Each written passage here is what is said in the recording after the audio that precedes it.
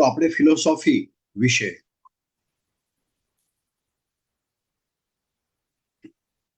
વાત કરીશું આજે.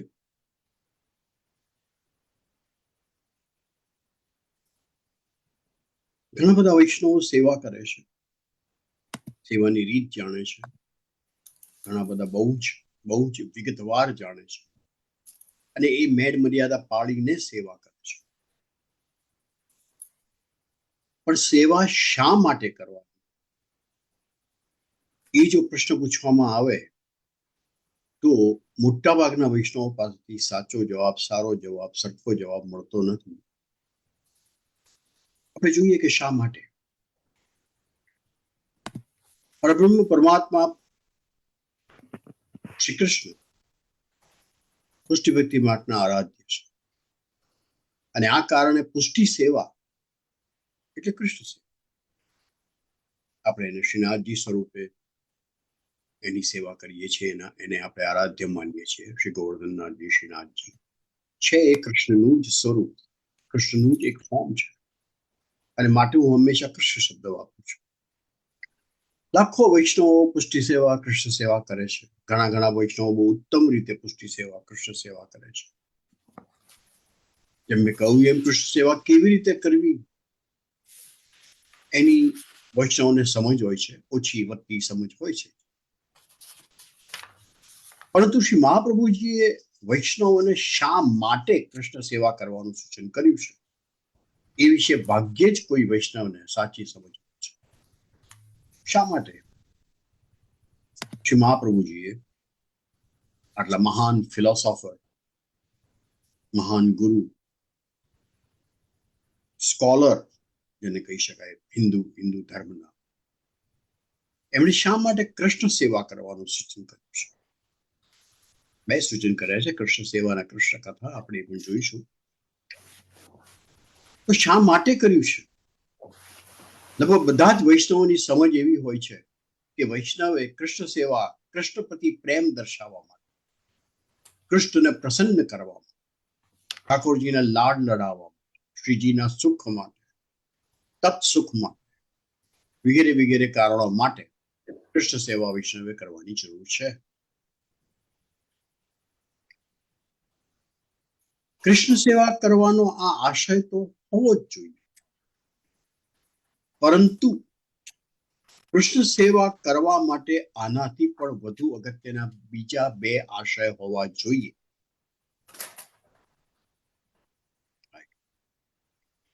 જેની ભાગ્યે જ કોઈને સમજ છે. સાંભળતા હોય છે, વાંચતા હોય છે, પણ એને પ્રોપરલી આઈડેન્ટિફાય નથી કરી શકતા, એને કેટેગરાઇઝ નથી કરી શકતા. તો આજે આપણે સમજવાની કોશિશ કરીશું કે કૃષ્ણ સેવા શા માટે કરવાની. પુષ્ટિ ભક્તિ માર્ગ એ હિન્દુ સનાતન ધર્મનો એક સંપ્રદાય છે, જેને કહી શકાય કે હિન્દુ સનાતન ધર્મનું એક ઇન્ટરપ્રિટેશન છે જે શ્રી મહાપ્રભુજીએ કરેલું છે. પુષ્ટિ ભક્તિ માર્ગ હિન્દુ સનાતન ધર્મ છે શું? એ દરેકને એટલા બધા આધ્યાત્મિક માર્ગ હિન્દુ સનાતન ધર્મમાં છે જે બીજા કોઈ ધર્મમાં નથી. અને માટે હું વારંવાર કહું છું મારા વાર્તાલાપમાં કે હિન્દુ સનાતન ધર્મ જેવો ડેમોક્રેટિક, લોકશાહી ધર્મ કોઈ છે જ નહીં. અલગ આધ્યાત્મિક માર્ગ, જેનામાં બુદ્ધિ શક્તિ વધારે છે જ્ઞાન માર્ગ, જેનામાં શરીર શક્તિ વધારે છે એના કર્મ માર્ગ, રાજયોગ માર્ગ, ધ્યાન યોગ માર્ગ, અને જેનામાં ભાવના શક્તિ વધારે છે, ભાવ શક્તિ વધારે છે. બુદ્ધિ શક્તિ અને શરીર શક્તિની સરખામણી એમના માટે ભક્તિ યોગ અલગ અને એમાં પછી ઘણા બધા પ્રકાર છે. તો એ હિસાબે પુષ્ટિ ભક્તિ માર્ગ એ હિન્દુ સનાતન ધર્મનો જ એક અંતરંગ ભાગ છે. આપણે હિન્દુથી જુદા નથી, આપણે હિન્દુ પહેલા છીએ અને પછી વૈષ્ણવ છીએ. તો શ્રી મહાપ્રભુજીએ જે હિન્દુ ધર્મના પાંચમા આચાર્ય કહેવાય છે નહીં, છે જ, અને આચાર્ય એ કે જેમણે આચાર્યની પદવી એને મળે, આચાર્યનું તકલ્લુસ જેને કહેવાય, બિરુદ એને મળે જેમણે બ્રહ્મસૂત્ર ઉપર પોતાની આગવી ટીકા કરી, શ્રી મહાપ્રભુજીએ જે કરી છે, જેને શુદ્ધ અદ્વૈતવાદ, શુદ્ધાદ્વૈતવાદ એ નામ પછી પડ્યું, પણ શુદ્ધ અદ્વૈતવાદ તો આપણે સમજીએ. અને એ શુદ્ધ અદ્વૈતવાદની જે ફિલોસોફી શ્રી મહાપ્રભુજીએ ડેવલપ કરી, વેદ, બ્રહ્મસૂત્ર, ભગવદ્ ગીતા ના આધારે અને શ્રીમદ ભાગવત ચારના પ્રમાણ ઉપર જે એમણે એ ફિલોસોફી ડેવલપ કરી, એ ફિલોસોફીની પ્રેક્ટિકલ એપ્લિકેશન એટલે પુષ્ટિભક્તિ. તે બંને વચ્ચે એક સંધાન તો હોવું જ જોઈએ, અનુસંધાન હોવું જોઈએ, એક રિલેશનશિપ હોવી જ જોઈએ. તો એ રિલેશનશિપ શું છે એ સમજવાની કોશિશ કરી. શુદ્ધ અદ્વૈતવાદ આપણે ટૂંકાણમાં સમજીશું, આપણે બહુ ઊંડા નહીં ઉતરીએ એની અંદર. આપણે પંડિતાઈની વાતો નથી કરવાના, આપણે સમજવાની કોશિશ કરવાની છે. બહુ જ સામાન્ય લેવલ પર સરળતાથી એને સમજવાની કોશિશ કરવાની છે. અદ્વૈત એટલે શું? બીજું નહીં, બે નહીં, અને બે નહીં એટલે ત્રણ નહીં, ચાર નહીં, બધું એમાં આવી ગયું. એક જ, સમાન જ, એ શબ્દો પણ વાપરી શકાય. પણ અદ્વૈત, દ્વૈત એટલે બે. તો અદ્વૈત એટલે જે બે નથી, અલગ નથી, સમાન છે. તો શું સમાન છે? તો બ્રહ્મ, પરબ્રહ્મ કહો કે બ્રહ્મ, પરમાત્મા કૃષ્ણ જે પરબ્રહ્મ છે, બ્રહ્મ છે. તો એ પરબ્રહ્મ તથા જીવ અને પરબ્રહ્મ અને જગત એ અલગ નથી. પરબ્રહ્મના જ, પરબ્રહ્મનું જ રૂપ જીવ છે, એનો જ અંશ છે જીવ, અને એના જ વિવિધ રૂપ રીતે જગત છે. પરબ્રહ્મ અને પુરુષ કહીએ તો એની જે પ્રકૃતિ છે, પ્રકૃતિમાંથી જગત ઉત્પન્ન થયું છે.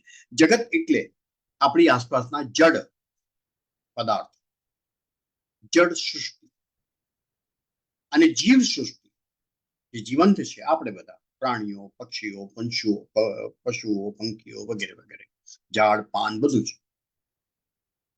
તે બધું જ કૃષ્ણના જ અલગ અલગ વિવિધ રૂપ છે, જીવ હોય કે જગત.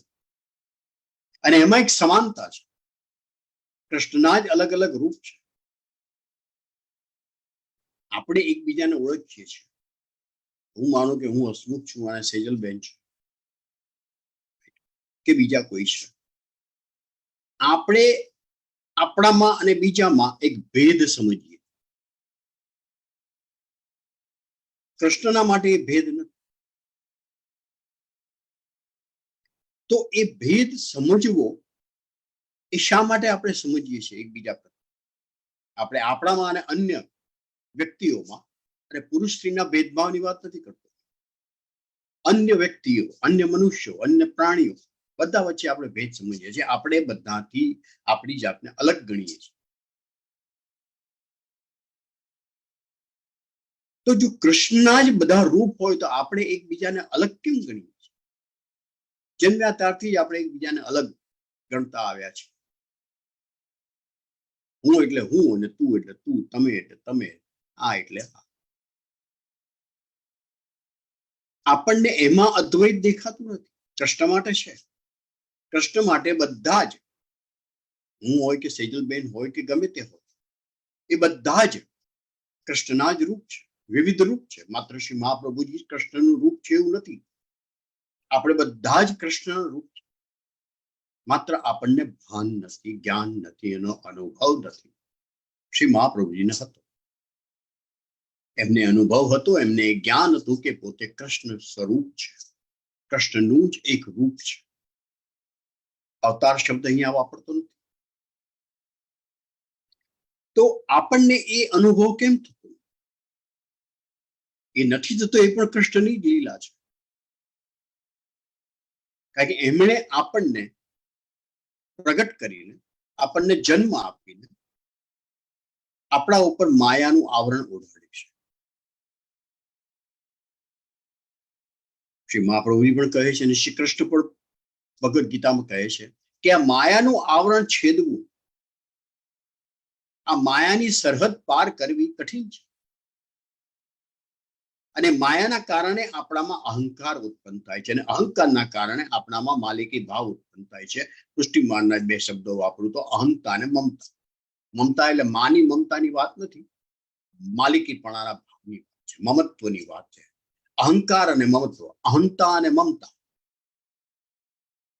મમતાને કોઈ પ્રેમ સાથે સંબંધ નથી. આ મમતા શબ્દ, આ મમતા શબ્દને માલિકીપણાના ભાવ સાથે સંબંધ છે. તો હું છે તો મારું છે, એ જે અહંકાર આપણામાં છે, જે કૃષ્ણની જ માયા શક્તિના કારણે છે, એના જ કારણે આપણે આપણી જાતને તો કૃષ્ણના અંશ તરીકે ઓળખી નથી શકતા, અનુભવી નથી શકતા, અન્યને પણ નથી અનુભવી શકતા, કારણ કે આપણે આપણી જાતને આવી રીતે અનુભવી નથી શકતા.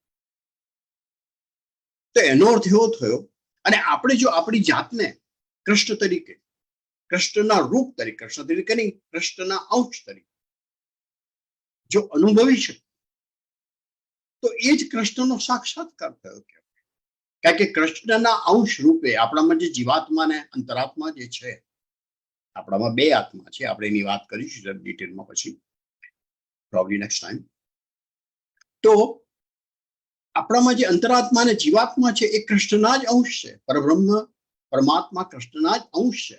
અને જો પરબ્રહ્મ પરમાત્મા પ્રેમ સ્વરૂપ છે, એ માત્ર પ્રેમ છે, એક સત્ય છે, તો આપણા અંતરાત્મા અને જીવાત્મા પણ પ્રેમ જ છે. નિષ્કામ પ્રેમ. આપણે નિષ્કામ પ્રેમનું જ સ્વરૂપ છે, પણ આપણે કરી શકતા નથી નિષ્કામ પ્રેમ, કારણ કે કૃષ્ણની જ માયાના કારણે આપણામાં અહંકાર છે અને આપણામાં માલિકીપણાનો ભાવ છે. તો એનો અર્થ એવો થયો કે આપણા અને કૃષ્ણ અનુભવની વચમાં, આપણા અને કૃષ્ણની વચમાં જે દિવાલ ઊભી છે, એ અહંકારની દિવાલ ઊભી છે, મમત્વની દિવાલ ઊભી છે. હું હોય તો મારું હોય, એટલે બેઝિકલી અહંકારની દિવાલ ઊભી છે. તો એ અહંકારની દિવાલ તોડવી કેવી રીતે? અહંકાર જે આપણામાં છે એનો નાશ કેવી રીતે? અને નાશ થાય તો જ આપણને કૃષ્ણના પ્રેમનો અનુભવ થાય, આપણને કૃષ્ણનો અનુભવ થાય, ત્યાં સુધી ન જ થાય. શ્રી મહાપ્રભુજી સંસારની એક બહુ સરસ વ્યાખ્યા કરે છે એમના શુદ્ધ અદ્વૈતવાદ. બ્રહ્મે જીવને સર્જન કર્યું, જગતનું સર્જન કર્યું, તો એ બંને સત્ય છે. જીવ સત્ય છે, જગત સત્ય છે. પણ સંસારનું એની વ્યાખ્યા કરે છે એવી રીતે કે મનુષ્ય એટલે કે આપણે આપણા અહંકાર અને મમત્વના કારણે, માલિકીપણાના ભાવના કારણે આપણી આસપાસ જે આપણું વિશ્વ ઊભું કર્યું છે, જગત ઊભું કર્યું છે, એનું નામ સંસાર. અને એ સંસાર આપણે ઊભો કર્યો છે, માટે મિથ્યા છે, એ સત્ય નથી. આપણા અહંકારના કારણે આપણે આસપાસ આપણે સંસાર ઊભો કરીએ છીએ.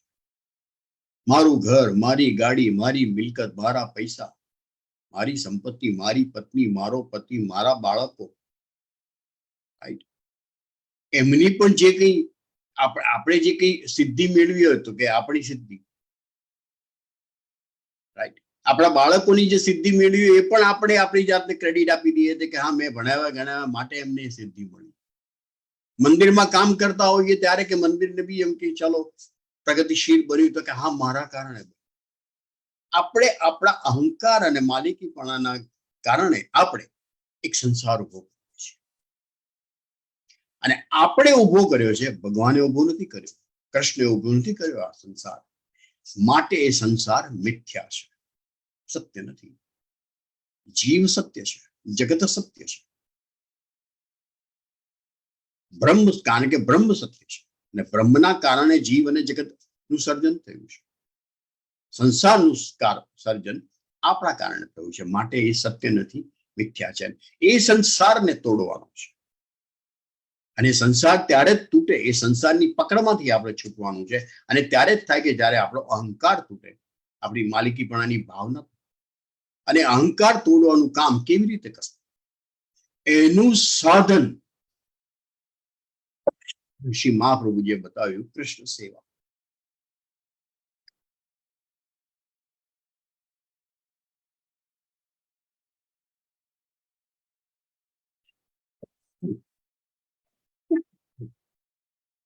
માફ કરજો, મને 2 દિવસ ઉધરસ છે. એનું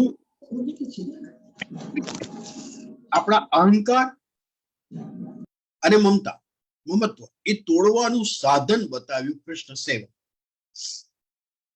તો કૃષ્ણની સેવા કરવાની એમણે કહ્યું કે વૈષ્ણવે પોતાના જ શરીરથી, પોતાના જ મનથી, પોતાની જ બુદ્ધિથી, કારણ કે ત્રણે, આપણું શરીર, આપણું મન,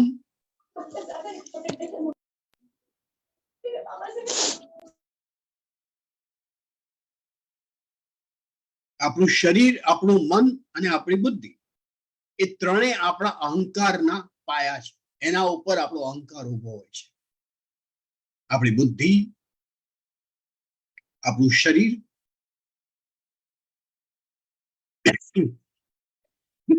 અને આપણું મન, એના ઉપર આ અહંકાર આપણો ઉભો હોય છે. તો આપણા શરીરથી, આપણા જ મન બુદ્ધિથી એ જ વાપરીને આપણે સેવા કરવી છે. અને આપણી સંપત્તિ ઉપર આપણો માલિકી ભાવ. તો આપણી પોતાની સંપત્તિ વાપરીને જ કૃષ્ણ સેવા કરવાની છે, જે ગૃહ સેવાની વાત છે. હું મંદિર સેવાની વાત નથી કરતો, એ વિષય અલગ છે, આપણે જોઈશું. તો કૃષ્ણ સેવા એ કેવું ઉત્તમ સાધન છે, જેનો આશય હોવો જોઈએ, 3 આશય હોવા જોઈએ. એક આશય આપણો અહંકાર તોડવાનો, બીજો આશય આપણું મમત્વ તોડવાનો, એટલે કે માલિકીપણાનો ભાવ તોડવાનો, અને ત્રીજો આશય કૃષ્ણ જેવો નિષ્કામ, નિસ્વાર્થ પ્રેમ કરતા શીખવાનો. માત્ર કૃષ્ણને જ પ્રેમ કરવાની પ્રેક્ટિસ નહીં, આપણી આજુબાજુ કૃષ્ણના જે કોઈ સર્જન છે, જે કોઈ આપણા પરિચયમાં આવતા, પરિચયમાં નહીં આવતા જે કોઈ સર્જન છે, એ બધા તરફ નિષ્કામ પ્રેમ કરતા શીખવું. આ 3 આશય કૃષ્ણ સેવાના હોવા જોઈએ. આટલા માટે કૃષ્ણ સેવા કરતા. કૃષ્ણ સેવા કરતા કરતા આપણે આપણો અહંકારનો નાશ કરવાનો છે, આપણા મમત્વનો નાશ કરવાનો છે, એટલે કે માલિકીપણાના ભાવનો નાશ કરવાનો છે, અને નિષ્કામ, નિસ્વાર્થ પ્રેમ કરતા શીખવાનું છે, જે આપણને આવડતું નથી.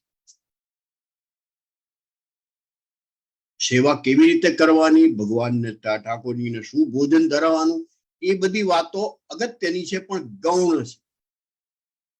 એટલી મહત્વની નથી જેટલી આ 3 વાત મહત્વની છે. અહંકાર નાશની, મમત્વ નાશની, અને નિષ્કામ, નિસ્વાર્થ પ્રેમ કરતા શીખવાનું. વૈષ્ણવે આ કરવાની જરૂર છે, અને આટલા માટે કૃષ્ણ સેવા કરવી. એટલા માટે કહ્યું છે કે તનુ વિત્તજા સેવા કરવાની છે. તનુજા અને વિત્તજા 2 અલગ અલગ નહીં, તનુ વિત્તજા સેવા. એટલે મંદિરમાં સેવા કરે ન ચાલે, ઘરની સેવા, ઘરે કૃષ્ણ સેવા, અને કૃષ્ણ ઉપર જ ધ્યાન હોવું, બીજા કોઈ ઉપર નહીં. માત્ર ને માત્ર કૃષ્ણ ઉપર જ ધ્યાન હોવું જોઈએ, કારણ કે કૃષ્ણ આપણા આરાધ્ય છે. જો આપણે આપણી જાતને પુષ્ટિ માર્ગીય વૈષ્ણવ કહેવડાતા હોઈએ તો અલગ અલગ દેવોની સભા ભરવાની જરૂર નથી આપણા મંદિર. Who are we to tell કે બધા મારા માટે સરખા છે? આપણે એમ માનીએ કે આપણા મારા બાળકો મારા માટે બધા સરખા છે. ભગવાન આપણા બાળકો નથી. આપણે એવું સર્ટિફિકેટ કેવી રીતે આપી છે કે બધા ભગવાન મારા માટે સરખા છે? એ અહંકારમાંથી પાછું નીકળ્યું કે હું સર્ટિફિકેટ આપી શકું છું. આપણા માટે જો કૃષ્ણ આરાધ્ય છે, તો આપણું સમગ્ર ચિત્ત, મન, બુદ્ધિ અને શરીર માત્ર ને માત્ર કૃષ્ણ તરફ જ વળેલું હોવું જોઈએ, અન્ય કોઈ તરફ નહીં. એનો અર્થ એવો નહીં કે એમના આદર નહીં કરવા, આદર સત્કાર નહીં કરવાનો. પણ આપણા મંદિરમાં એ સભા ભરવાની કોઈ જરૂર નથી, એબ્સોલ્યુટલી કોઈ જરૂર નથી. એના કારણે એ સભા ભરવાના કારણે આપણી કૃષ્ણ સેવા સાધનામાં ભંગ પડે છે. એમાં ડેફિનેટલી બ્રેક લાગે છે, એ સ્લો થઈ જાય છે, એ હકીકત છે. તો કૃષ્ણ સેવા ના 3 આશય: અહંકાર નાશ, મમત્વ નાશ અને નિષ્કામ નિસ્વાર્થ પ્રેમ કરવા શીખવાની વાત. આ 3 આશય. આજે હું અહીંયા જ વિરમું. આગળની વાત આપણે આગળના સત્સંગમાં કરીશું. આપ સૌ આપના મન હૃદય ખુલ્લા કરી મને સાંભળો છો, મારું સદભાગ્ય છે. આપ સૌનો આભાર. મને વાર્તાલાપ માટે નિમંત્રણ આપવા બદલ સેજલબેનનો પણ આભાર. જય શ્રી કૃષ્ણ. જય Shri Krishna. Thank you. Jai Shri Krishna, Hasmukh uncle. Hope you feel better. Yeah, thank you. મારે જવું પડશે, મારે બીજો એક સત્સંગ કન્ડક્ટ કરવાનો છે બેટા. Okay, sure. આપણે નેક્સ્ટ એ રાખીએ રીતા આંટી. આપણે ભાગવત પુરાણ લઈશું. જય શ્રી કૃષ્ણ રીતા આંટી. જય શ્રી કૃષ્ણ. જય શ્રી કૃષ્ણ. આપણો તો ગ્રંથનો સત્સંગ છે એટલે ચાલુ જ રહેશે રીડિંગ. તો ભાગવત પુરાણ આપણે ચાલુ કરીએ આજે. ભાગવત પુરાણ આજથી ચાલુ કરીએ. ચોક્કસ. ચોક્કસ. જય શ્રી કૃષ્ણ. જય શ્રી કૃષ્ણ. પહેલા ને કાલે 11 છે એટલે બધાને કાલની 11 ના આજને બધાને જય શ્રી કૃષ્ણ. પહેલા તો જય શ્રી કૃષ્ણ. જય શ્રી કૃષ્ણ. આપણે એકાદશી નું હવે નહીં વાંચીએ હમણાં, કારણ કે એકાદશી નું આપણે આખો વર્ષ વાંચી લીધી બધી સ્ટોરીઝ. હવે આપણે નવી બુક્સ ચાલુ કરીએ છીએ. આજથી ભાગવત ચાલુ કરીશું. અને મને તો મારી ઈચ્છા છે કે આપણે જલ્દી શિવ પુરાણ પણ ચાલુ કરીએ, કારણ કે મને પણ જાણવું છે શિવજી અને લાલનનું એટલી મસ્ત લીલાનું વર્ણન બધું બુક્સમાં કરવામાં આવ્યું છે. તો આપણે એક પછી એક બુક્સ લઈશું જલ્દી ગો હેડ. શ્રી ગણેશાય નમઃ. શ્રી સરસ્વતી નમઃ. શ્રી ગુરુભ્યો નમઃ. શ્રી ભગવતે વાસુદેવાય નમઃ. ભાગવત નું રહસ્ય. ભાગવત નો ઉદ્દેશ્ય અને તેનું મહાત્મ્ય. સચ્ચિદાનંદ રૂપાય વિશ્વોત્પત્યાદિ હેતવે તાત્પત્ર વિનાશાય શ્રી કૃષ્ણાય વયમ નમો. મનુષ્ય અવતાર પ્રભુને પ્રાપ્ત કરવા માટે છે. પરમાત્મા શ્રી કૃષ્ણના દર્શન કરવા માટે મનુષ્યનો જન્મ છે. માનવ ભગવાન દર્શન કરી શકે છે. પશુ ને પોતાના સ્વરૂપનું પણ ભાન નથી તો તે પરમાત્માના દર્શન તો ક્યાંથી કરી શકે? પરમાત્માના દર્શન વિના જીવન સફળ થતું નથી. જે પરમાત્માના દર્શન કરે છે તેનું જીવન સફળ છે. આ જીવ અનેક વર્ષોથી ભોગ ભોગવતો આવ્યો છે, છતાં તેને શાંતિ મળી નથી. તે શાંતિ ત્યારે મળે છે જ્યારે જીવને પરમાત્માના દર્શન થાય. સ્વર્ગના દેવોને પણ પરમાત્માના દર્શન થાય છે. દર્શન 3 પ્રકારના શાસ્ત્રમાં બતાવ્યા છે. મંદિર અને મૂર્તિમાં પરમાત્માના દર્શન થાય છે. સાધારણ દર્શન છે. મનુષ્ય મંદિરમાં પ્રભુ દર્શન કરે છે, પણ તેને શાંતિ ક્યાં છે? જેથી એ સિદ્ધ થાય છે કે તે ઉત્તમ દર્શન નથી. ઈશ્વરનું અપરોક્ષ દર્શન એ ઉત્તમ દર્શન છે. સ્થાવર જંગમ અને સર્વ મનુષ્ય પરમાત્માના દર્શન કરવો એ ઉત્તમ દર્શન છે. પરમાત્માને નિત્ય સાથે રાખીને ફરે એ નિર્ભય બને તેમાં શું આશ્ચર્ય? તેમાં શું આશ્ચર્ય? ભીતિ વગર પ્રભુમાં પ્રીતિ થતી નથી. કાળનો ડર રાખો. મનુષ્યમાં દર્શનને અસાધારણ આત્મા સ્વરૂપમાં દર્શન તે અપરોક્ષ પરમાત્માના અપરોક્ષ સાક્ષાત્કાર જ્યારે થાય ત્યારે જીવન સફળ થાય છે. વેદાંતમાં સાક્ષાત્કારના બે પ્રકાર બતાવ્યા છે, એક પરોક્ષ જ્ઞાન અને બીજો અપરોક્ષ જ્ઞાન. ઈશ્વર કોઈ પણ ઠેકાણે તેમ માને તે પરોક્ષ સાક્ષાત્કાર છે. ઈશ્વર વિના કાંઈ નથી, ઈશ્વર જ બધું છે. હું પણ ઈશ્વરથી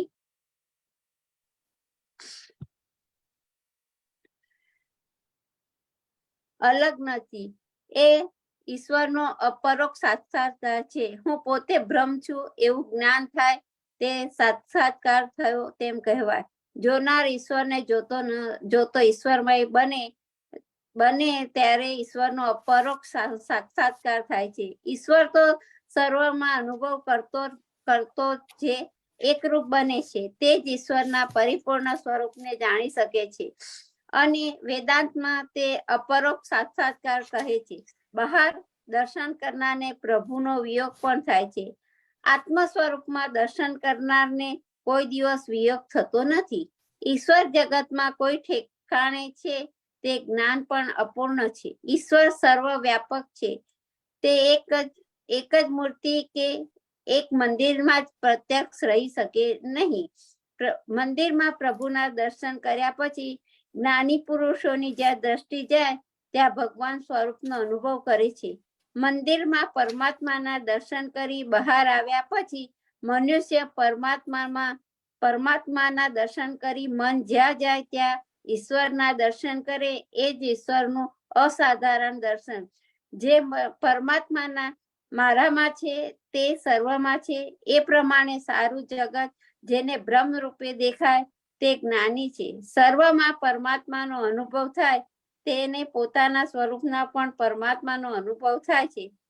પરમાત્માના પરોક્ષ દર્શનથી બહુ લાભ નથી, પણ જીવ જ્યારે પરમાત્માના અપરોક્ષ દર્શન કરે ત્યારે કૃતાર્થ થાય છે. જ્ઞાની પુરુષને પોતાના સ્વરૂપમાં પણ ભગવાન દેખાય છે.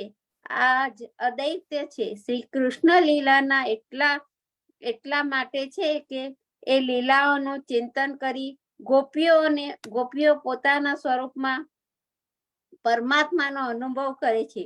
ગોપીઓને પોતાના સ્વરૂપનું વિસ્મરણ થયું અને બોલે છે કે હું જ કૃષ્ણ છું. મારા કૃષ્ણનો સર્વમાં અનુભવ થતા ગોપીઓ કૃષ્ણમય બની છે. જેને પોતાની અંદર પરમાત્માના દર્શન થાય તે જીવ ઈશ્વરમાં મળી જાય છે. પોતાની અંદર જેને પરમાત્મા દેખાય તે પછી ઈશ્વરથી જુદો કરી શકતો નથી, તે ઈશ્વરમાં મળી જાય છે. આ જ ભાગવતનું ફળ છે. પોતાની અંદર પરમાત્માના દર્શન કરવામાં ભાગવતનું ફળ છે. જ્યારે ઉદ્ધવે ગોપીઓને કહ્યું કે શ્રી કૃષ્ણ મથુરામાં આનંદથી બિરાજે છે ત્યારે ગોપીએ ઉદ્ધવને ઠપકો આપ્યો. ઉદ્ધવ, સર્વ વ્યાપક શ્રી કૃષ્ણને તું કેવળ મથુરામાં જ રાખે છે. વ્યાપકનો કોઈ ઠેકાણે અભાવ થઈ શકતો નથી. તમે પણ જ્યાં જાઓ ત્યાં પરમાત્માનો અનુભવ કરો. જેને પોતાની અંદર પરમાત્મા દેખાય તે ઈશ્વર છે. એક ક્ષણ પણ છોડી શકે નહીં. ઘડામાંથી જેમ પોલાણ બહાર નીકળી શકતું નથી તેમ તેવા જ્ઞાની પરમાત્મા પણ છોડી શકતા નથી. સૂરદાસને બહાર પણ પરમાત્મા દેખાય છે, અંદર પણ પરમાત્મા દેખાય છે. સૂરદાસ અંદર પણ પરમાત્માનો અનુભવ કરે છે. પરમાત્માનો સાક્ષાત અનુભવ થાય છે. એ જ ભાગવતનું ફળ છે. ભાગવત એ જ દર્શન શાસ્ત્ર છે. ભાગવત સાંભળ્યા પછી મનુષ્યનો સ્વભાવ સરળ થાય છે. પોતાના દોષનું દર્શન થાય છે. ભાગવત મનને સુધારે છે, દ્રષ્ટિને દિવ્ય બનાવે છે અને પરમાત્માના દર્શન કરવાનું સરળ સાધન ભાગવત છે. પરમાત્માના દર્શન માટે બીજા ઘણા શાસ્ત્રો છે, પણ ભાગવતનું દર્શન અલૌકિક છે. પરમાત્માના 3 સ્વરૂપોનું શાસ્ત્રમાં કહ્યું છે: સત, ચિત અને આનંદ. સત પ્રગટ રૂપે સ્વતંત્ર છે. ચિત જ્ઞાન અને આનંદમાં અપ્રકટ છે. જળ વસ્તુઓમાં સત છે પણ આનંદ નથી. જીવમાં સત ચિત પ્રગટ છે પરંતુ આનંદ અપ્રકટ રૂપે છે, અવ્યક્ત રૂપે છે. આમ આનંદ પોતામાં જ છે, છતાં મનુષ્ય આનંદ બહાર શોધે છે. મનુષ્ય સ્ત્રીના શરીરમાં ધનમાં આનંદ શોધે છે. આનંદ કોઈ સ્ત્રીમાં કે પુરુષમાં કે જળ પદાર્થમાં નથી. આનંદરૂપ પરમાત્મા છે. તેનામાં એકરૂપ બનો એટલે આનંદ મળે છે. આનંદ એ તમારું સ્વરૂપ છે. આનંદ અંદર જ છે. એ આનંદનો જીવનમાં કેવી રીતે પ્રગટ કરો એ ભાગવત શાસ્ત્ર બતાવે છે.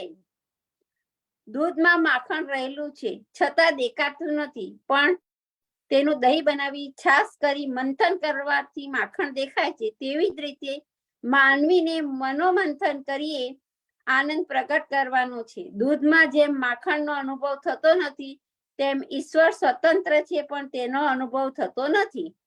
જે ઈશ્વર છે તે ઈશ્વરને ઓળખવાનો પ્રયત્ન કરતો નથી, તેથી તેને આનંદ મળતો નથી. કોઈ પણ જીવ હોય તેને ઈશ્વરને મળવું છે. નાસ્તિક છેવટે શાંતિ જ શોધે છે. શાંતિ એ પરમાત્માનું સ્વરૂપ છે. આનંદના ઘણા પણ તૈત્રીય ઉપદેશમાં બતાવ્યા છે.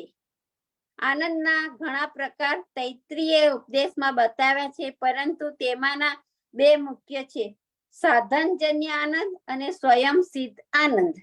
સાધનજન્ય આનંદ વિષયજન્ય આનંદ સાધનજન્ય એ વિષયનો નાશ થતા તે આનંદનો નાશ થશે. યોગીઓ પાસે કઈ હોતું નથી, તેમ છતાં તેઓ આનંદ છે. તે બતાવે છે કે આનંદ અંદર છે. સચ્ચિત આનંદ ઈશ્વરમાં પરિપૂર્ણ છે. પરમાત્મા પરિપૂર્ણ સત રૂપે છે, પરિપૂર્ણ ચિત્ત રૂપે છે, પરિપૂર્ણ આનંદ રૂપે છે. પરમાત્મા શ્રી કૃષ્ણ પરિપૂર્ણ આનંદ સ્વરૂપે છે. ઈશ્વર વગરનો સર્વ સંસાર અપૂર્ણ છે. મનુષ્યમાં જ્ઞાન આવે છે, પરંતુ તે જ્ઞાન ટકતું નથી. કૃષ્ણ પરિપૂર્ણ જ્ઞાની છે. શ્રી કૃષ્ણને 16,000 રાણીઓ સાથે વાત કરતા પણ એ જ જ્ઞાન એને દ્વારિકા વગેરેનો વિનાશ થાય છે. ત્યારે પણ એ જ જ્ઞાન કૃષ્ણનો આનંદ રાણીમાં કે દ્વારિકામાં નથી. સર્વનો વિનાશ થાય તો પણ કૃષ્ણના આનંદનો વિનાશ થતો નથી, કારણ કૃષ્ણ પોતે જ આનંદ રૂપે છે. સત નિત્ય છે. ચિત્ત એ જ્ઞાન છે. ચિત્ત શક્તિ એટલે જ્ઞાન શક્તિ. મનુષ્ય પોતાના સ્વરૂપમાં સ્થિત નથી, એટલે તેને આનંદ મળતો નથી.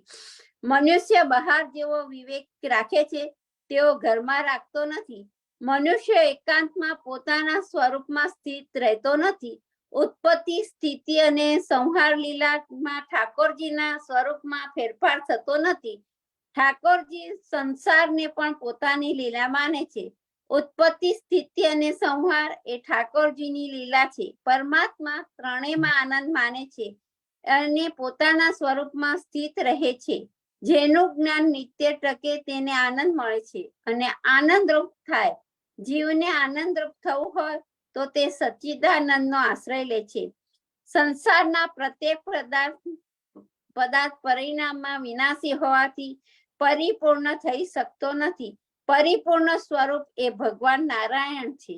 આ નારાયણને જે ઓળખે એને તેની સાથે મનને તદાકાર બનાવે છે. તેનું મન નારાયણ સાથે તે એક બને તે જીવાત્મા નારાયણ રૂપ બની પરિપૂર્ણ થાય છે. ત્યારે જીવન સફળ થાય છે. જીવ જ્યાં સુધી અપૂર્ણ છે ત્યાં સુધી તેને શાંતિ મળતી નથી.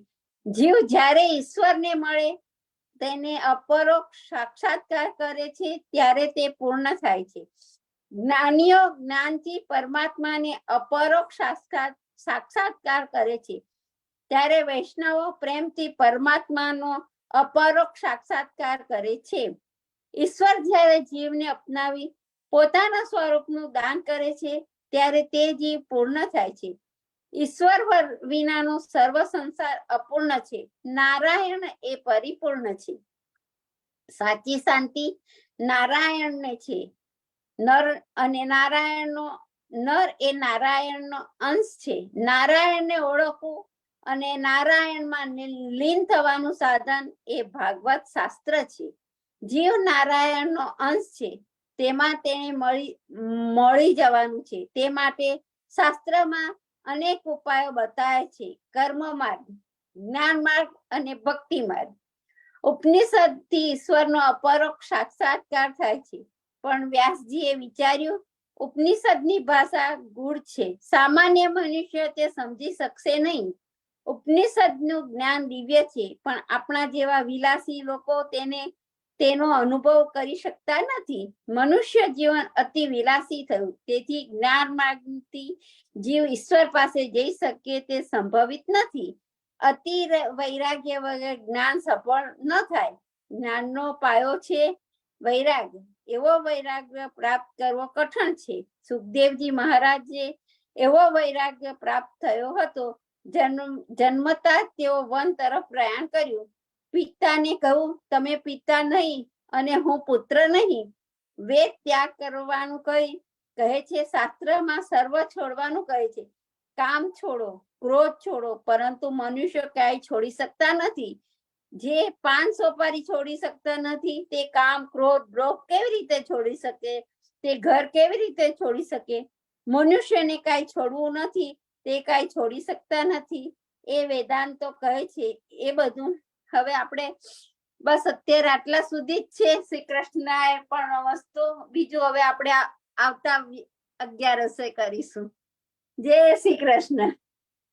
કારણ કે ભગવાન કે છે આપણે મનુષ્ય છીએ, આપણે કશું નથી છોડી શકવાના. આપણે બધું જાણીએ છીએ પણ નહીં છોડી શકીએ. ખરેખર સાચી વાત છે. એટલે તો આપણે વધારે ને વધારે સત્સંગ કરવાનો કે આપણે ઈઝીલી છૂટી જાય કશું પણ તો સારું વસ્તુઓ. એટલે આપણે સત્સંગ એટલે જ વધારે કરતા હોઈએ છીએ. સાચી વાત છે. પણ હવે એવરી થર્સડે આપણે સત્સંગ આપણે દર ગુરુવારે હવે સત્સંગ કરીએ છીએ. તો આપણે નું કન્ટિન્યુઅસ ટાઈમ આવતા ગુરુવારે રાખીશું. હવે આપણે સ્ટોરી વાંચીએ. 84 વૈષ્ણવની વાર્તા છે. આ શેમાંથી લીધો તો? આ કયા ભાગવત માંથી લીધો છે?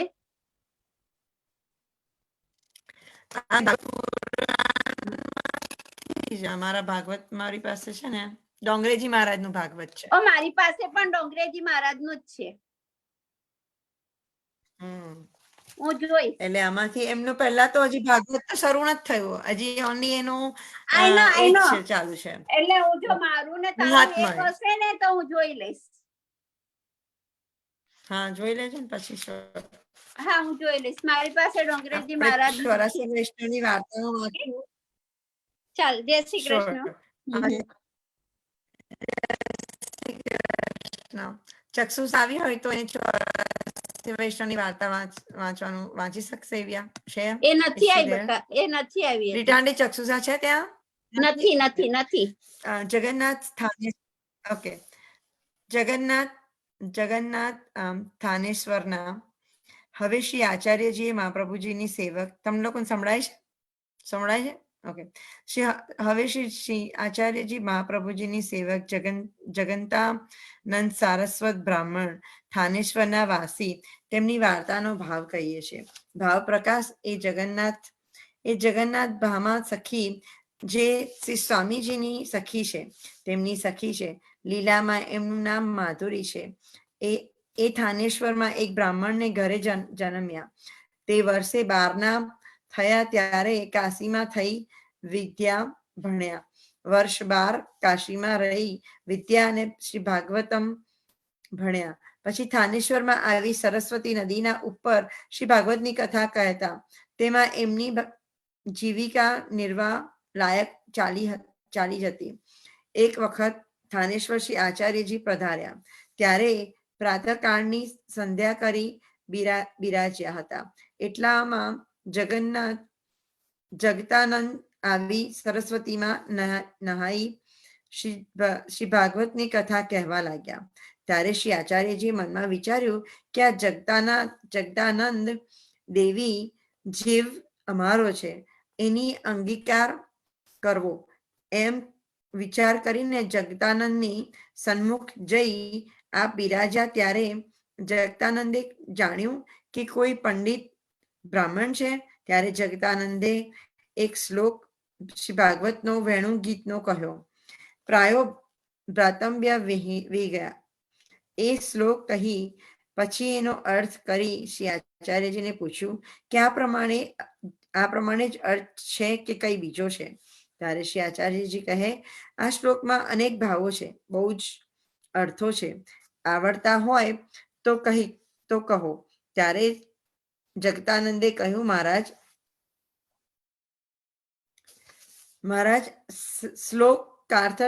શ્લોકાર્થ મને આવડતો ન હતો, તે મેં કહ્યો, હવે આપ બીજું કહો. ત્યારે શ્રી આચાર્યજી કહે, વ્યાસ આસને તમે બેઠા છો, તો વ્યાસ આસનનો અંતિકરમ કરી એમ કેમ કહીએ. ત્યારે જગતાનંદે આસને ઉતરી કહ્યું, આપ બિરાજીને કહો, મને સાંભળવાની ઈચ્છા છે. ત્યારે શ્રી આચાર્યજી સુબોધિનીને અર્થે તે શ્લોકનો કરવા લાગ્યા. તે કહેતા સવારથી ત્રીજો પ્રહાર થયો. ત્યારે શ્રી આચાર્યજી કહે, આ શ્લોકની વ્યાખ્યા 2-3 મહિના સુધી ચાલશે. તમે ભૂખ્યા છો, તેથી ઉઠો. ત્યારે જગતાનંદે જાણ્યું કે આ સાક્ષાત ઈશ્વર છે. પછી જગદાનંદે દંડવત કરી વિનંતી કરીને કહ્યું, મહારાજ, આપ સાક્ષાત પુરુષોત્તમ છો, ચાહો તેટલા દિવસ અર્થ કરી શકો. હવે કૃપા કરીને મારા ઘરે પધારો.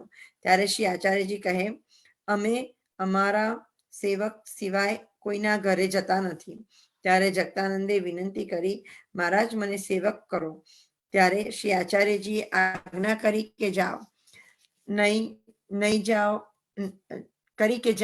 નહીં આવો.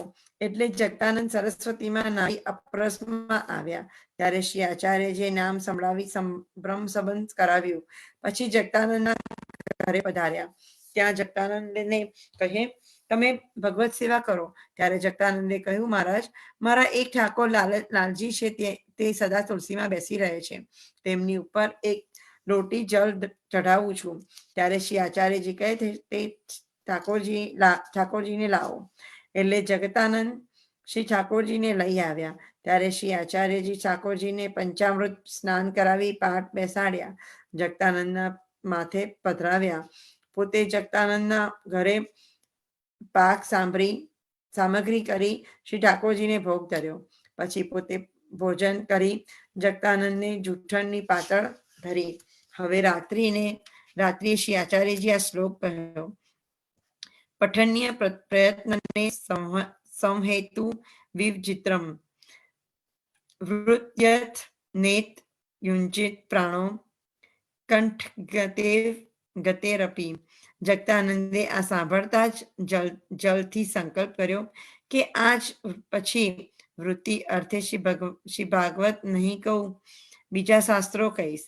ત્યારે શ્રી આચાર્યજી કહે, શ્રી ભાગવતને કહીને જીવિકા કદીએ ન કરવી, પ્રાણ જાય તો ભલે જાય. આ પ્રકારે જગતાનંદના ઘરે રહી પુષ્ટિમાર્ગની રીતે સેવાની શીખવી. પોતે પૃથ્વી પરિક્રમાએ પધાર્યા. ત્યારે જગતાનંદ મન લગાડીને ભગવત સેવા કરવા લાગ્યા. બીજા પુરાણની કથા, મહાભારત આદિ કહેતા, તેનાથી જીવિકા કરતા. પછી ભગવત સેવા કરતા. કેટલાક દિવસમાં શ્રી ઠાકોરજી સાનું ભાવ જળાવવા લાગ્યા. તે જગતાનંદ મહાન ભગવતીય હતા. તેમની વાર્તા ક્યાં સુધી કહીએ? Very nice, thank you. આપણે નેક્સ્ટ આપણે ગીતાજીના શ્લોકમાં ચેપ્ટર 12મા અધ્યાયમાં આવી ગયા છે. તો આપણે 12મા અધ્યાયની શરૂઆત આજે કરશે નીતાબેન શાહ. નીતા શાહ. જય શ્રી કૃષ્ણ નીતાબેન. શ્લોક નંબર 1, 12મા અધ્યાયનો પહેલો શ્લોક તમે ચાલુ કરશો. જય શ્રી કૃષ્ણ. જય શ્રી કૃષ્ણ. સર્વે વૈષ્ણવ. બોલવામાં ભૂલચાક થાય તો માફ કરજો. એવં સતત યુક્તમ યે ભક્તા સત્વામ પર્યુપસેત એ ચાપ્ય ક્ષણમવ્યકર્તમ તેષામ કે યોગ વિત્તમા. એનો અનુવાદ છે. અર્જુને પૂછ્યું, જેઓ સતત આપની ભક્તિમય સેવામાં લાગેલા રહે છે અને જેઓ અવ્યક્ત નિર્વિશેષ બ્રહ્મની ઉપાસના કરે છે, આ બેમાંથી વધારે પૂર્ણ સિદ્ધ કોને માનવા? ભાવાર્થ: કૃષ્ણ હવે આકાર, નિરાકાર અને વિશ્વરૂપ વિશે સમજૂતી આપી ચૂક્યા છે અને બધા પ્રકારના ભક્તો તથા યોગીઓનું વર્ણન પણ કરી ચૂક્યા છે. સામાન્ય રીતે અધ્યાત્મવાદીઓને બે વર્ગોમાં વહેંચી શકાય છે: નિર્વિવેશવાદી અને સગુણવાદી. સગુણવાદી ભક્ત પોતાની સમગ્ર શક્તિથી પરમેશ્વરની સેવા કરે છે. નિર્વિશવાદી પણ પ્રકૃતિમાં પરોવાય છે. તે કૃષ્ણની પ્રત્યક્ષ રીતે સેવામાં નહીં, પરંતુ અવ્યક્ત નિર્વેશ બ્રહ્મનું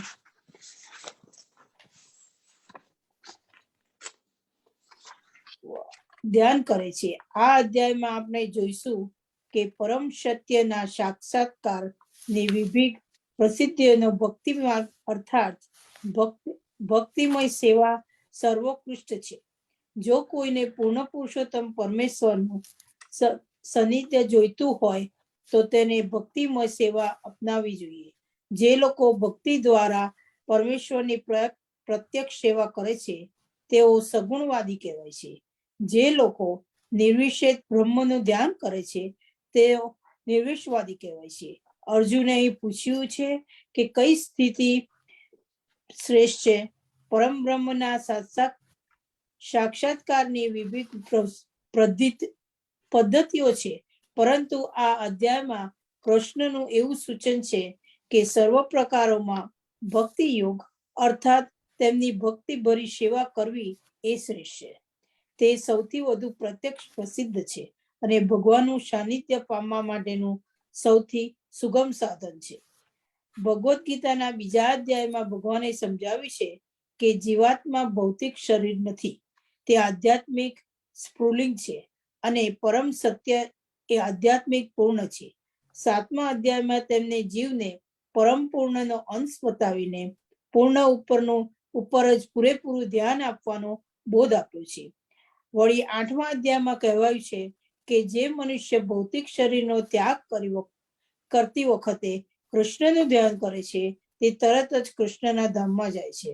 અને 6ઠા અધ્યાયના અંતમાં ભગવાને સ્પષ્ટ શબ્દોમાં કહ્યું છે કે જે યોગી પોતાના અંતઃકરણમાં નિરંતર કૃષ્ણનું ચિંતન કરે છે તે સૌ યોગીઓમાં પરમ પૂર્ણ ગણાય છે. આ પ્રમાણે લગભગ દરેક અધ્યાયનો નિષ્કર્મ એ જ છે કે મનુષ્ય કૃષ્ણના સાકાર રૂપમાં જ અનુરક્ત થવું જોઈએ, કારણ કે એ જ સર્વશ્રેષ્ઠ આધ્યાત્મિક સાક્ષાત્કાર છે. અલબત્ત એવા લોકો પણ હોય છે કે જેઓ કૃષ્ણના સાકાર રૂપ પ્રતિ અનુરક્ત થતા નથી.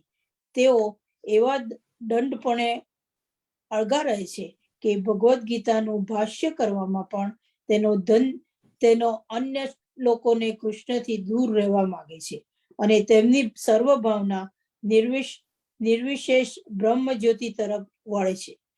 તેઓ પરમ બ્રહ્મના નિરાકાર પાસાનું ધ્યાન કરવાનું પસંદ કરે છે કે જે ઇન્દ્રિયાતીત છે તથા અવ્યક્ત છે.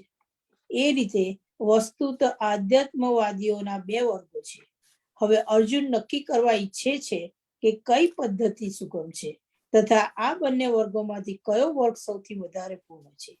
બીજા શબ્દોમાં તે પોતાની સ્થિતિ સ્પષ્ટ કરી લેવા માંગે છે, કારણ કે તે પોતે કૃષ્ણના સગુણ રૂપને ભજે છે.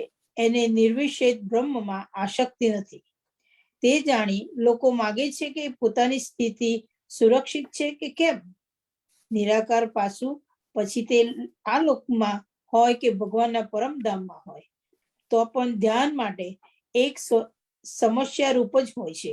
વસ્તુત મનુષ્ય પરમ બ્રહ્મના નિર્વિશેષ એટલે કે નિરાકાર પાસાની પૂર્ણપણે કલ્પના પણ કરી શકતો નથી. તેથી અર્જુન એમ કહેવા માંગે છે કે આવી રીતે વૃદ્ધા સમય ગુમાવવાથી શું લાભ થવાનો.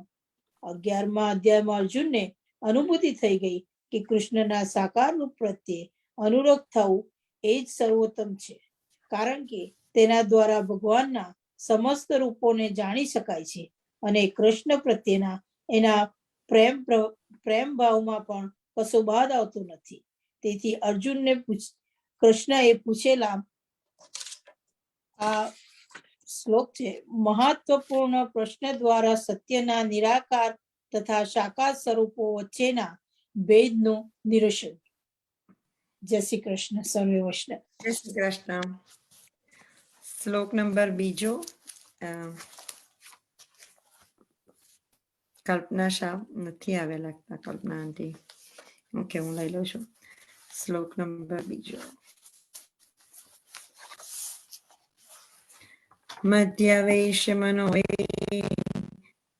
મધ્યવેશ મનોએમાં નિત્યયુક્તા ઉપાસતે શ્રદ્ધ્યા પર્યોપેતાસ્તે મે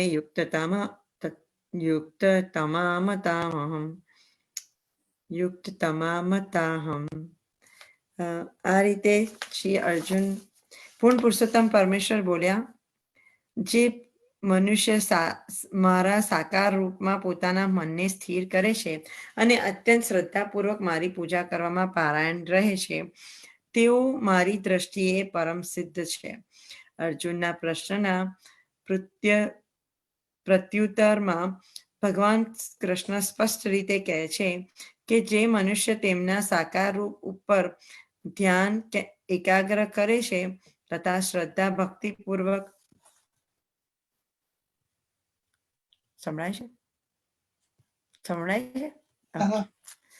શ્રદ્ધા ભક્તિપૂર્વક તેમની પૂજા કરે છે, તેને યોગમાં સર્વાધિક સિદ્ધ ગણવો જોઈએ. જે મનુષ્ય આ રીતે કૃષ્ણ પરાયણ થઈ જાય છે તેને માટે ભૌતિક કાર્ય હોતા નથી, કારણ કે તેનું દરેક કાર્ય કૃષ્ણ પ્રત્યે કરવામાં આવે છે. શુદ્ધ ભક્ત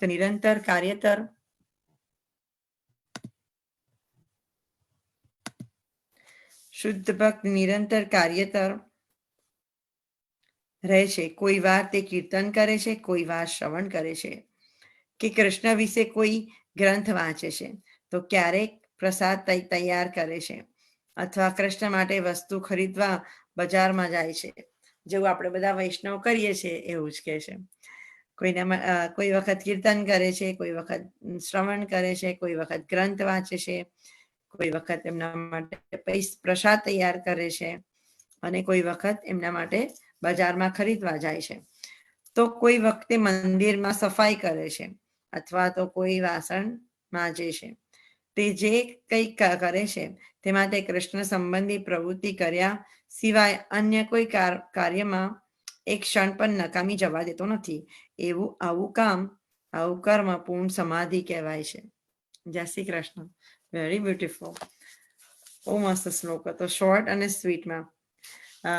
શ્લોક નંબર 3 અને 4 આઈ થિંક દીપિકાબેન તમે કરો છો. જય શ્રી કૃષ્ણ. જય શ્રી કૃષ્ણ દીપિકાબેન. તમે મ્યુટ પર છો. હા, મ્યુટ પર છે. અનમ્યુટ કરજો ને. જય શ્રી કૃષ્ણ. 3 અને 4 ભગવાન વાચે એત્વ અક્ષરમ નિર્દેશ્યમ અવ્યક્તમ પર્યુપાસતે સર્વત્ર ગમ ચિંતવ્યમ કૂટસ્યમ અચલમ ધ્રુવમ સન્નિયમ ઇન્દ્રિયગ્રામમ સર્વત્ર સમબુદ્ધય તે પ્રાપ્નુવન્તિ મામેવ સર્વભૂત હિતે રતા. પરંતુ બધી ઇન્દ્રિયોને વશ કરીને સૌના તરફ સમદ્રષ્ટિ રાખીને અને સર્વ પ્રાણીઓના હિતમાં રચ્યા પચ્યા રહીને જેઓ ઇન્દ્રિયાતીત સર્વવ્યાપી અંચિત્ય દ્રઢ અવિચલ અને અવર્ણનીય એવા અવ્યક્ત બ્રહ્મ સ્વરૂપને ભજે છે તેઓ પણ છેવટે તો મને જ પામે છે. શ્રી કૃષ્ણ ભગવાન કહે છે મને જ પામે છે. જેઓ સીધા કૃષ્ણ ભગવાનને ભજતા નથી પણ પરોક્ષ રીતે અવ્યક્તની ઉપાસનાથી પરમ ભક્તિને પામવા માટે પ્રયત્ન કરે છે તેઓ પણ છેવટે કૃષ્ણને પામે છે. અનેક જન્મને અંતે વાસુદેવ જ સર્વકાંડ છે એવું જ્ઞાન પામીને તેઓ કૃષ્ણનું શરણ લે છે અને છેવટે એ જ પરમ ગતિને કૃષ્ણને પામે છે. જ્યારે મનુષ્ય અનેક જન્મ લઈ પૂર્ણ જ્ઞાન પામે છે ત્યારે તે કૃષ્ણનું શરણ લે છે. અવ્યક્તની ઉપાસનાથી ભગવત પ્રાપ્તિ કરવા ઈચ્છતા મનુષ્ય બધી ઇન્દ્રિયોને કાબુમાં રાખવાની છે, દરેક જીવની સેવા કરવાની છે, પ્રાણી માત્રના હિત કાર્યમાં લાગી જવાનું છે આમ કૃષ્ણનું પૂર્ણ શરણ લેતા પહેલા તેને આકરું તપ કરવું પડે છે. કૃષ્ણ પ્રાપ્તિ એ મનુષ્યનું છેવટનું લક્ષ્ય છે. તે વિના પૂર્ણ સાક્ષાત્કાર શક્ય નથી. જીવ માત્રમાં રહેલા પરમાત્માનું દર્શન કરવા માટે મનુષ્ય જોવું, સાંભળવું, સૂંઘવું, સ્વાદ કરવો, સ્પર્શ કરવો એવા ઇન્દ્રિય વ્યાપારોને રોકવા પડે છે. ત્યારે જ તેને સમજાય છે કે પરમાત્મા સર્વવ્યાપી છે. જ્યારે તેને આ જ્ઞાન થાય છે ત્યારે તે કોઈ જીવનો દ્વેષ કરતો નથી. ત્યારે તેને માનવ અને પશુ વચ્ચે ભેદ જણાતો નથી અને સર્વ સરખા લાગે છે, કેમ કે પ્રાણી માત્રમાં તેને આત્મા દેખાય છે, નશ્વર ખોડિયું નહીં. તેમ છતાં નિરાકારનો સાક્ષાત્કાર કરવાનો આ માર્ગ સામાન્ય જન માટે કષ્ટ સાધ્ય છે. એટલે આપણે આ અધ્યાય 12મો ભક્તિ યોગ પર છે બધું. અને એ શ્રી કૃષ્ણ થોડુંક કહું જરાક આપણે 11મા અધ્યાયના અંતમાં જોયું કે શ્રી કૃષ્ણ અર્જુનને એમનું સૌમ્ય સ્વરૂપ બતાવે છે. અનન્ય ભક્તિ વડે જ મનુષ્ય મને પામી શકે છે એમ કહ્યું. હવે આ ભક્તિના પ્રકારો હવે આ ભક્તિ યોગમાં 12મા અધ્યાયમાં છે. એટલે બીજી રીતે કહીએ તો વિશ્વરૂપનું દર્શન કર્યું પછી હવે આ અધ્યાય એ મહત્વનું એક એ રીતે છે કે શ્રી કૃષ્ણ અને અર્જુનને હવે પ્રેમની લાગણી ઘણી દેખાય છે. અને અધ્યાય 2 થી 6 સુધી શ્રી કૃષ્ણે વધારે નિર્ગુણ નિરાકાર રૂપનું મહાત્મ્ય સમજાવ્યું. ત્યાર પછી અધ્યાય 7મા થી 11મા સુધી સગુણ સાકાર સ્વરૂપ વિશે થોડી ઘણી ચર્ચા થઈ. અને વળી 11મા અધ્યાયમાં જો અર્જુને વિશ્વરૂપ દર્શન જોઈ આશ્ચર્યમાં ગરકાવ થઈ ગયો. એટલે આ અધ્યાયમાં પહેલા શ્લોકમાં અર્જુનની શ્રી કૃષ્ણને વિનંતી છે કે નિરંતર આપમાં જોડાયેલા ભક્તો આપને સગુણ સાકાર સ્વરૂપ ઉપાસે છે, પણ કેટલાક ભક્તો એવા છે કે આપના અવિનાશી અવ્યક્ત નિર્ગુણ નિરાકાર સ્વરૂપની ઉપાસના કરે છે. અને તેઓમાં ઉત્તમ યોગ વેદતા ભક્ત કોણ? તો શ્રી કૃષ્ણ આ પ્રશ્નનો સીધો જવાબ તરત આપતા નથી, પણ પહેલા ભક્તિ અને ઉપાસનાનું રહસ્ય સમજાવે છે અને કહે છે કે નિત્ય મારામાં મન જોડી મારામાં પારાયણ થઈ અને મારી ઉપર પરમ શ્રદ્ધાથી મારી ઉપાસના કરે છે એને હું મારો શ્રેષ્ઠ ભક્ત યોગી ગણું છું.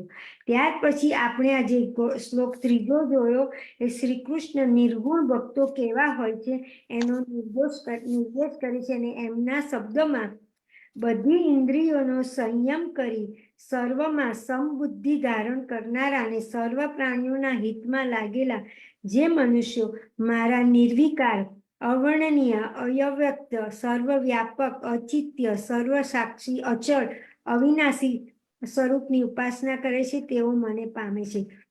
અને શ્રી કૃષ્ણ ભગવાન વધુ ચોખવટ કરતા કહે છે આ વ્યક્ત નિર્ગુણ સ્વરૂપમાં ચિત્ત જોડનારાઓને કષ્ટ વધારે રહે છે, કારણ કે દેહધારીઓથી આ વ્યક્ત સ્વરૂપની ગતિ મેળવવી મુશ્કેલ છે. એટલે આપણે બધામાં આત્મા દેખાય છે, પ્રાણી અને મનુષ્ય બધામાં આપણે ઠાકોરજી નો વાસ છે એ રીતે લાગે છે. જય શ્રી કૃષ્ણ. જય શ્રી કૃષ્ણ. બહુ સાચી વાત છે. Thank you. તમે બહુ જલ્દી ઇઝીલીમાં બધા ચેપ્ટર ગીતાજીના સમરાઇઝ કરી દીધા. આ ચેપ્ટરમાં આપણે આ લર્ન કર્યું, આ ચેપ્ટરમાં આપણે આ શીખ્યા, અને હવે આ ચેપ્ટરમાં 12મા અધ્યાયમાં પ્રભુ કેવી રીતે ભક્તિ કરવાની એના વિશે આપણને સમજાવશે. તો થેન્ક યુ દીપિકાબેન.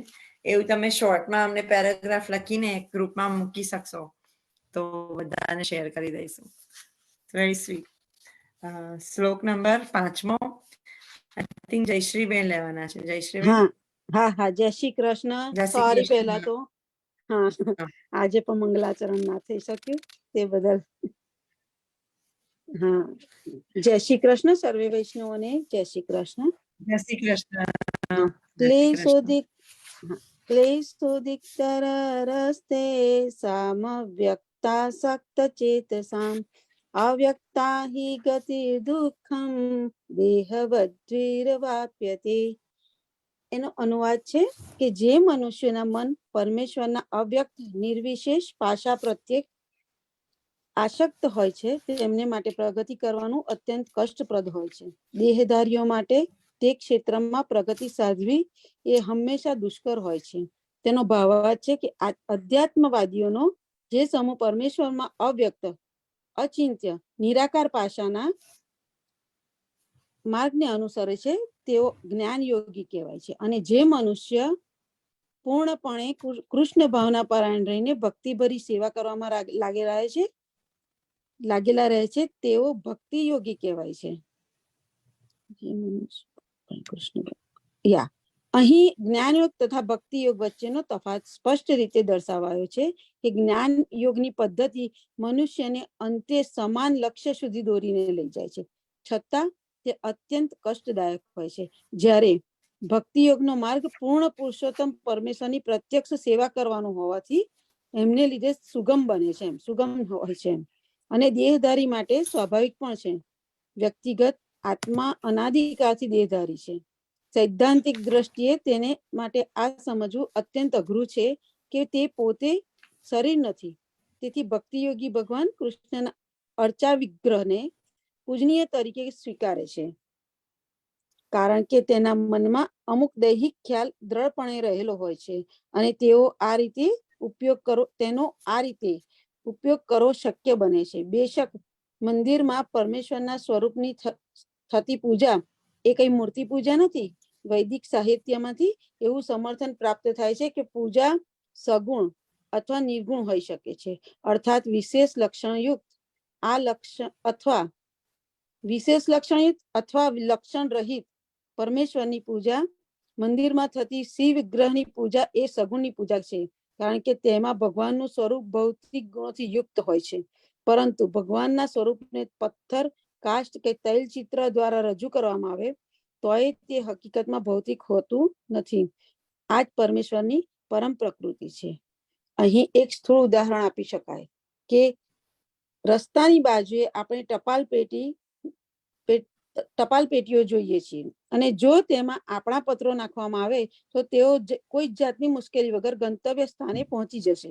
પરંતુ જો કોઈ એવી જૂની પેટી કે તેની નકલ ક્યાંય મળે કે જે ટપાલ ખાતા દ્વારા પ્રમાણિત ન હોય તો તેનાથી કામ સરશે નહીં. તે જ પ્રમાણે ભગવાનની મૂર્તિ તેમનું પ્રતિનિધિત્વ કરે છે અને તે પ્રમાણભૂત છે અને તે અર્ચા વિગ્રહ કહેવાય છે. આમ અર્ચા વિગ્રહ એ પરમેશ્વરનો જ અવતાર હોય છે. ઈશ્વર એ જ રૂપ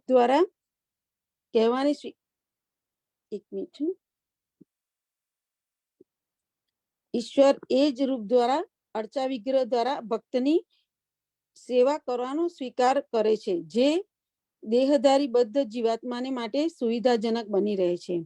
આ પ્રમાણે માટે ભગવાનના શરણે પ્રત્યક્ષ તથા તત્કાળ પહોંચી જવામાં કોઈ મુશ્કેલી પડતી નથી. પરંતુ જે લોકો આધ્યાત્મિક સાક્ષાત્કાર માટે નિર્વિશેષ માર્ગને અનુસરે છે તેમને માટે સાધનાનો માર્ગ મુશ્કેલ હોય છે. તેમને ઉપનિષદો જેવા વૈદિક સાહિત્યના માધ્યમથી અવ્યક્ત સ્વરૂપને સમજવું પડે છે. તેમને ભાષા શીખવી પડે છે, ઇન્દ્રિયાતીત અનુભૂતિને સમજવાની હોય છે અને આ સર્વ પ્રક્રિયાઓ સિદ્ધ કરવાની હોય છે. આ બધું એક સામાન્ય માણસ માટે સરળ હોતું નથી.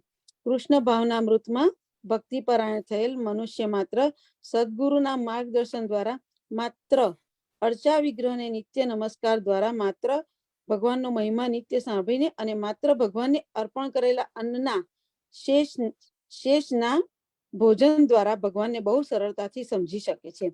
એમાં લગીરે શંકા નથી. નિર્વિશેષવાદીઓ વ્યર્થ જ કષ્ટપ્રદ માર્ગ ગ્રહણ કરે છે અને અંતે કષ્ટ કે મુશ્કેલી વગર પરમેશ્વરને પામે છે. આવો જ સંદર્ભ શ્રીમદ ભાગવતમાં જોવા મળે છે. તેમાં કહ્યું છે કે જો અંતે ભગવાનની શરણે જવાનું જ હોય, એટલે કે આ શરણે જવાની પ્રક્રિયાને ભક્તિ કહેવાય છે, તો જો કોઈ મનુષ્ય શું છે અને શું નથી એ જાણવામાં જ કષ્ટ ઉઠાવતો રહી તેનું સંપૂર્ણ જીવન એ જ રીતે પસાર કરે તો સ્વરૂપે કરીને તેનું પરિણામ કલેશકારક જ નીવડે છે. આથી અહીં સલાહ આપવામાં આવી છે કે મનુષ્યએ આત્મ સાક્ષાત્કારનો કષ્ટપ્રદ માર્ગ ગ્રહણ કરવો ન જોઈએ, કારણ કે તેમાં અંતિમ પરિણામ વિશે અનિશ્ચિતતા પ્રવર્તી હોય છે. એમ જીવ શાશ્વતપણે તો વ્યક્તિગત આત્મા જ છે.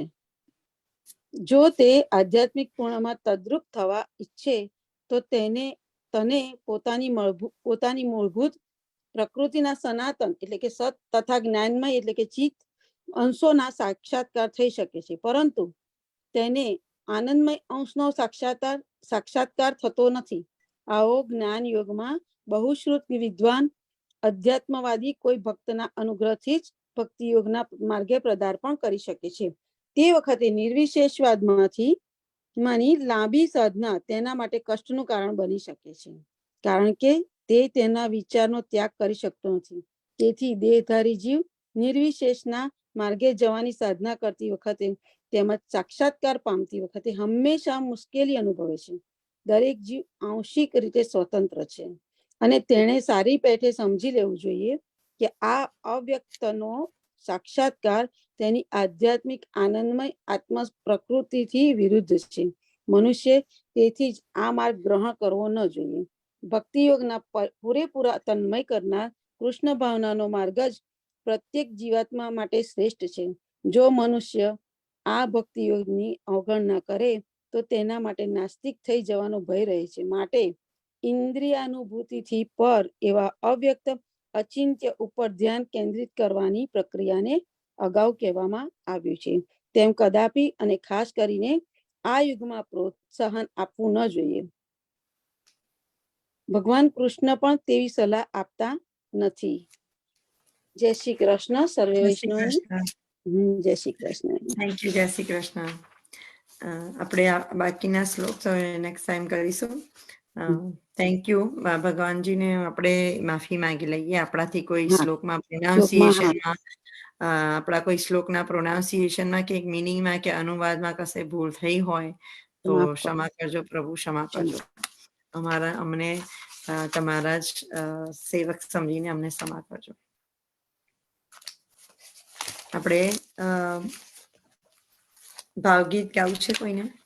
આઈ થિંક જ્યોત્સનાબેન ગાવાના હતા. જ્યોત્સનાબેન, જય શ્રી કૃષ્ણ. જય શ્રી કૃષ્ણ. જય શ્રી કૃષ્ણ. જય શ્રી કૃષ્ણ. આ મહાપ્રભુજીનું કાલે પ્રાગટ્ય છે એટલે એમનું ભજન છે. હા, શ્યોર. હો રે તારું ચંપારણ ગાજે, હો રે તારું ચંપારણ ગાજે, ચંપારણ ગાજે તારું ગોકુળિયું ગાજે, હો રે, હો રે તારું ચંપારણ ગાજે. પ્રગટ્યા છે આજે પ્રભુ ચંપારણ ધામમાં, આનંદ થઈ રહ્યો છે ઘરે ઘરે ગામમાં. એ ગન ગના ગન ગન ગના ગન નગારા વાગે રે, હો રે, હો રે તારું ચંપારણ ગાજે. કુમ કુમ કેસરના સાથિયા પુરાવ્યા, આસો પાલવના તોરણ બંધાવ્યા. એ સન સનાસન સન સનાસન શરણાઈઓ વાગે, હો રે, હો રે તારું ચંપારણ ગાજે. સાવરે સોનાના પારણા બંધાવ્યા, માતા ઈલમાં ગારું પારણે ઝુલાવે. એ જન જના જન જન જના જન કાંસિયા વાગે, હો રે, હો રે તારું ચંપારણ ગાજે. આજે આનંદ ઉત્સવ થાય ઉમંગમાં, દર્શન કરવાને ભક્તો જાય તે ધામમાં. એ નાચી કૂદીને વૈષ્ણવ તાળીઓ રે પાડે, હો રે, હો રે તારું ચંપારણ ગાજે. શ્રી ગોવર્ધન વલ્લભ એક સ્વરૂપ છે, પ્રગટ્યા ભૂતલ પર દૈવી જીવ માટે. હે દાસ વલ્લભ તારા ગુણ લારે ગાવે, હો રે, હો રે તારું ચંપારણ ગાજે, ચંપારણ ગાજે તારું ગોકુળિયું ગાજે, હો રે, હો રે તારું ચંપારણ ગાજે. જય શ્રી કૃષ્ણ. જય શ્રી કૃષ્ણ. બહુ સરસ. આ કોઈને આશ્રપદ ગાવું છે આપણું? હું લઈ લઉં. દ્રઢ ચરણ. જયશ્રીબેન તમે લો છો ને? હા, લઈ લઉં. હા, તમારું વિડીયો ચાલશે? એક મિનિટ. હા, ચાલુ કરું. હા. હા, there you go. દ્રઢઈના ચરણન કેરો ભરોસો, દ્રઢઈન ચરણન કેરો, શ્રી વલ્લભનખ ચંદ્ર છટા બિના, સબ જગમાં જ અંધેરો ભરોસો, દ્રઢઈન ચરણન કેરો, साधन और नहीं आकली में, जासो होय निवेरो,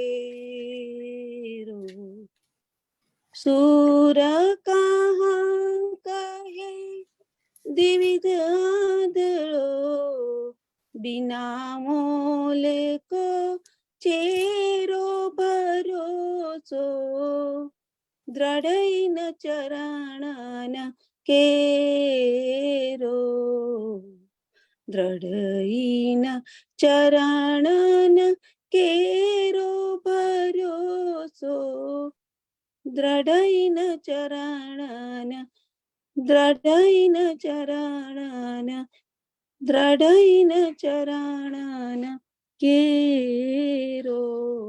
શ્રી વલ્લભાધીશ કી જય. શ્રી કૃષ્ણ કનૈયા કૃષ્ણ લાલ, કનૈયા લાલ કી જય. ગોવર્ધન નાથ કી નાથ કી જય. ગિરિરાજ ગરણ કી જય. શ્યામ સુંદર શ્યામજી ને મહારાણી કી જય. પ્રભુ અમારાથી કઈ પણ ભૂલ થઈ હોય તો ક્ષમા કરજો. ક્ષમા કરજો. તમારા જય શ્રી કૃષ્ણ. જય આપણે શ્રી દર વૈષ્ણવને 11 જય શ્રી કૃષ્ણ. સર્વે વૈષ્ણવને જય શ્રી કૃષ્ણ. જય શ્રી કૃષ્ણ. બધાને જય શ્રી કૃષ્ણ. બધાને 11 ની વધાઈ.